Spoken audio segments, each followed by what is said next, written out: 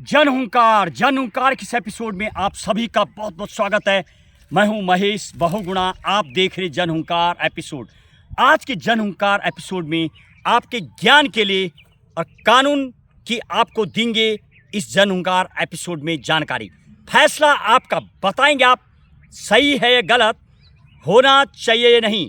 3 केसों की देंगे आज आपको अहम जानकारी। और सुप्रीम कोर्ट के लैंडमार्क जजमेंट, जब सुप्रीम कोर्ट पूरे केस की सुनवाई करता है, डिस्ट्रिक्ट कोर्ट, हाई कोर्ट, उसके बाद जब केस सुप्रीम कोर्ट पहुंचता है तो किस तरीके से सुप्रीम कोर्ट फैसला देता है। संविधान की धारा 142 के अधीन जब सुप्रीम कोर्ट इंसाफ, विवेक और अपना फैसला सुनाता है तो सर्वमान्य होता है और कानून भी बन जाता है।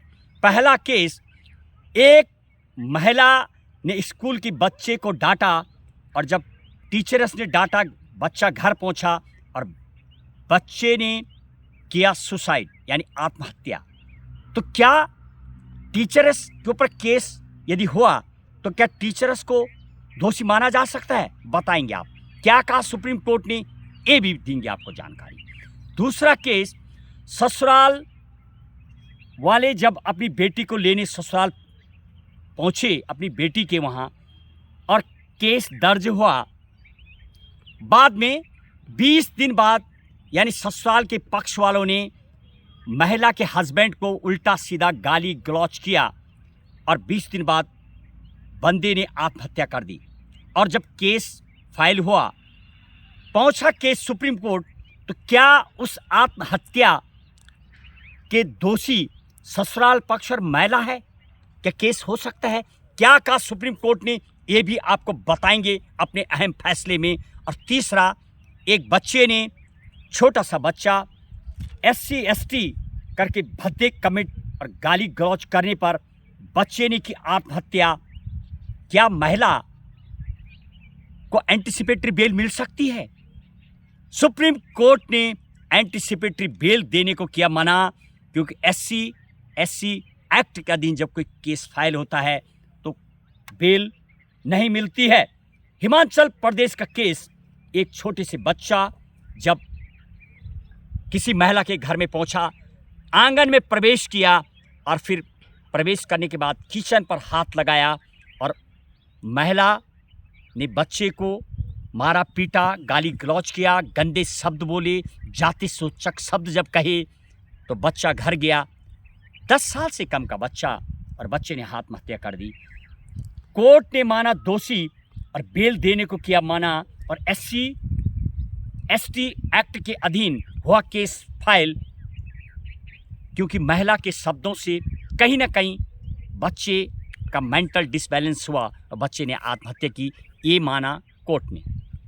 दूसरे केस की यदि बात की जाए, ससुराल पक्ष के द्वारा आरोप लगाए जाने पर हत्या के दोषी महिला को और महिला के घर वालों पर जो लगाया गया, सुप्रीम कोर्ट ने किया मना, क्योंकि आपको साबित भी करना होगा ये क्या महिला का इंटेंशन या महिला के जो उसके ससुराल वाले थे, पक्ष पुरुष के जिसके ऊपर जिसने आत्महत्या की, क्या उनका इंटेंशन ये था कि वो मर जाए या आत्महत्या कर दे।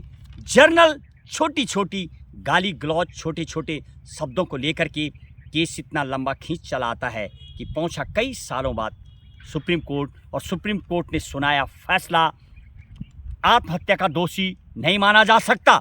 आपको प्रूफ भी करने होंगे। 20 दिन काफ़ी टाइम पीरियड ज़्यादा है, और यदि शायद गाली से आत्महत्या भी यदि देखा जाए तो एक लिमिट टाइम के अधीन आत्महत्या भी संभव हो सकती थी, लेकिन बहुत दिनों बाद हुआ, कोई और कारण भी हो सकता है। और पहला केस, महिला को भी बेल देते हुए सुप्रीम कोर्ट ने कहा, कोई भी टीचर्स जब बच्चों को डांटा गया, एक 7th क्लास का बच्चा और 6th क्लास के बच्चे की जब आपस में लड़ाई हुई तो टीचर्स के पास बच्चा पहुंचा और महिला टीचर ने बच्चे को डांटा, डांटने के बाद बच्चा घर गया और बच्चे ने आत्महत्या कर दी।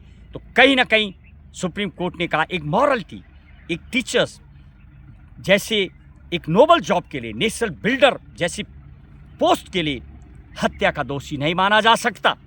और भी कारण हो सकते हैं, कहीं ना कहीं महिला को निर्दोष साबित किया है कोर्ट ने। बताएंगे आपको और केसों के बारे में। जुड़े हमारे चैनल से, सब्सक्राइब कीजिए। बस आज के एपिसोड में इतना ही। कीजिए इंतज़ार अगले एपिसोड का। जय हिंद, जय भारत।